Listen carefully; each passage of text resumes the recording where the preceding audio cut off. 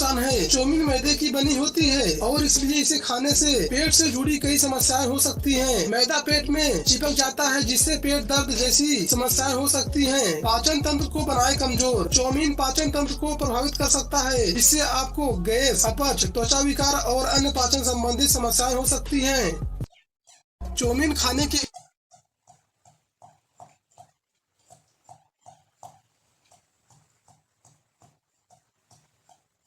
Budget home decor on Meesho. Download the app and get up to 35% off on your first order.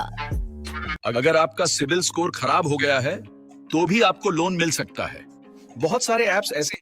आपके बच्चे भी market में खड़ी radio से chowmein और बर्गर खाते हैं तो आप सावधान हो जाइए, क्योंकि ऐसे में मासूमों की जान पर आफत आ सकती है। हरियाणा के यमुनानगर में ऐसा ही दरअसल एक वाकया पेश आया, जहां चाउमीन खाने के बाद एक मासूम की तबीयत इस कदर बिगड़ गई कि बड़ी ही मुश्किल से उसकी जान बचानी पड़ी। देखिए देश के हर माँ बाप को खबरदार कर देने वाली न्यूज 24 की ये एक्सक्लूसिव रिपोर्ट।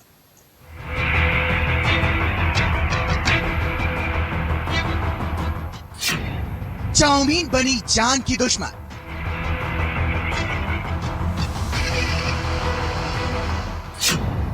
सॉस ने रोकी सांसें।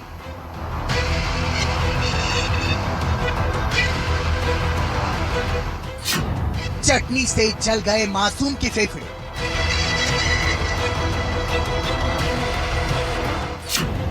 अपने बच्चों को चाउमीन से बचाओ।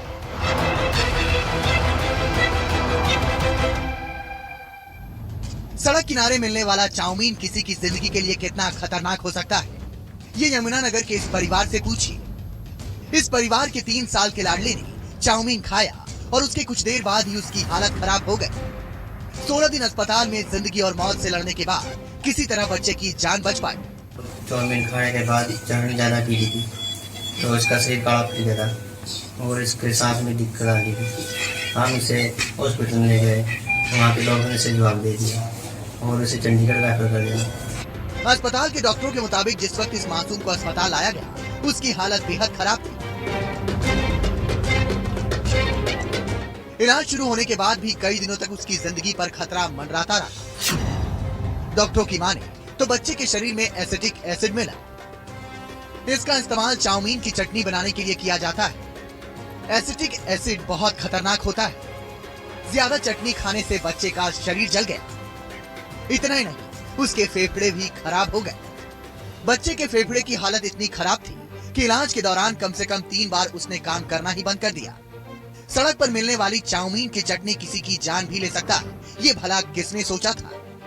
बच्चे के दोनों फेफड़े फट चुके थे, उसको न्यूमोथोरेक्स बोलते हैं, न्यूमोथोरेक्स हो चुका था। हमने तुरंत छोटा सा माइनस ऑपरेशन करके दोनों फेफड़ों में ट्यूबें डाल के न्यूमोथोरेक्स को बाहर निकाला, बच्चे को वेंटिलेटर पे रखा। बच्चा 17 से 18 दिन वेंटिलेटर पे रहा। जंक फूड कम से कम खाएं, बाहर की दुकानों का कम खाएं, खाना है तो किसी अच्छी दुकान पर जाएं।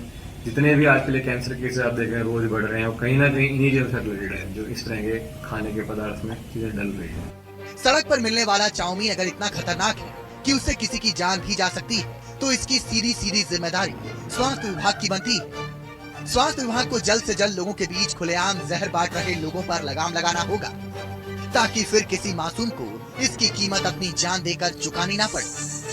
तिलक भारद्वाज, यमुनानगर, न्यूज़ 24।